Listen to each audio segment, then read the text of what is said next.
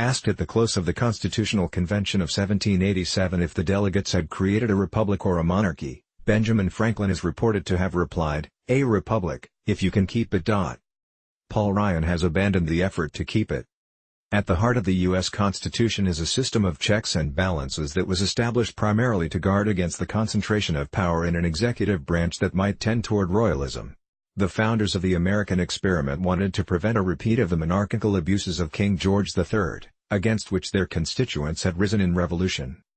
The accumulation of all powers, legislative, executive, and judiciary, in the same hands, whether of one, a few, or many, and whether hereditary, self-appointed, or elective, may justly be pronounced the very definition of tyranny, warned James Madison, the essential author of the Constitution, who explained, "The great security against a gradual concentration of the several powers in the same department, consists in giving to those who administer each department the necessary constitutional means and personal motives to resist encroachments of the others."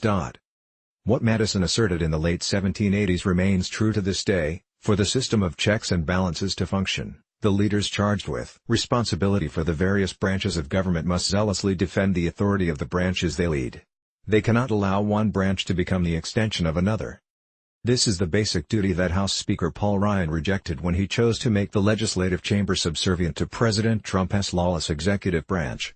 Ryan's abandonment of the Constitution began long ago.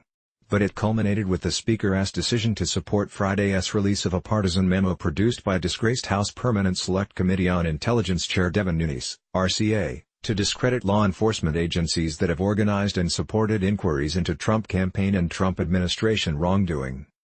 Discrediting law enforcement is the memo's transparent purpose and why it has been embraced by President Trump, argued a Washington Post editorial that condemned Ryan's choice. Written mainly by the staff of Devin Nunes, RCA, the loose cannon chairman of the House Permanent Select Committee on Intelligence, the memo reportedly makes the case that the FBI abused spying authorities as it sought permission to surveil a former Trump advisor, noted the Post. The Justice Department called its potential release, which Mr. Trump reportedly intends to approve, extraordinarily reckless. The FBI released its own startling public statement citing grave concerns about material omissions of fact that fundamentally impact the memo's accuracy. Adam Schiff, DCA, the ranking Democrat on the Intelligence Committee, wrote in a Post op-ed that the Nunes memo cherry-picks facts, ignores others and smears the FBI and the Justice Department.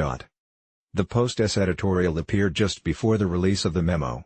But the concerns it expressed were confirmed by the document, which makes over-the-top and highly speculative allegations about how the inquiry into the Trump team's Russia ties has been conducted, and especially about how FISA warrants were obtained, but fails to present an even minimally credible case that the inquiry is unnecessary or inappropriate. That memo is so thin in content and character that it adds weight to the argument made by the Post with a headline that read, "Paul Ryan is tarnishing the House." The Speaker's embrace of Nunes and his memo has dishonored the chamber that he, above all others, is duty-bound to defend. But that is the least of the sins against the American experiment committed by Ryan in collaboration with Nunes. Illinois Congressman Mike Quigley, a key Democrat on the Intelligence Committee, aptly describes Ryan and Nunes as co-conspirators in doing the bidding of a president who has freaked out over Special Counsel Robert Mueller's investigation into Russian meddling in the 2016 presidential election. Nunes is a secondary figure, whom Quigley appropriately dismisses as nothing more than an agent for Trump. Ryan's dereliction of duty is the more serious matter, as it betrays the most fundamental tenets of the Constitution. When the Speaker chose to facilitate this bungling effort by Nunes to smear the Federal Bureau of Investigation and the Department of Justice on Trump's behalf, the Wisconsin Republican signaled a willingness to make the House of Representatives an appendage of the White House. In so doing, Ryan abandoned the solemn oath he swore to support and defend the Constitution of the United States against all enemies, foreign and domestic. And Paul Ryan is not supporting the Constitution. He is shredding it. It is grotesque for the Speaker to claim that he is aiding and abetting Nunes because that brings us accountability, that brings us transparency, that helps us clean up any problem we have with the Justice Department, and FB, as Ryan did Thursday in a crudely defensive and wildly dishonest attempt to deny his true intentions. Make no mistake, Paul Ryan has zero interest in accountability, transparency, or cleaning up problems with law enforcement agencies and the investigative process. He has shown no interest in legitimate and necessary oversight of intelligence agencies. He has never been identified with the cause of civil liberties or with the defense of privacy rights.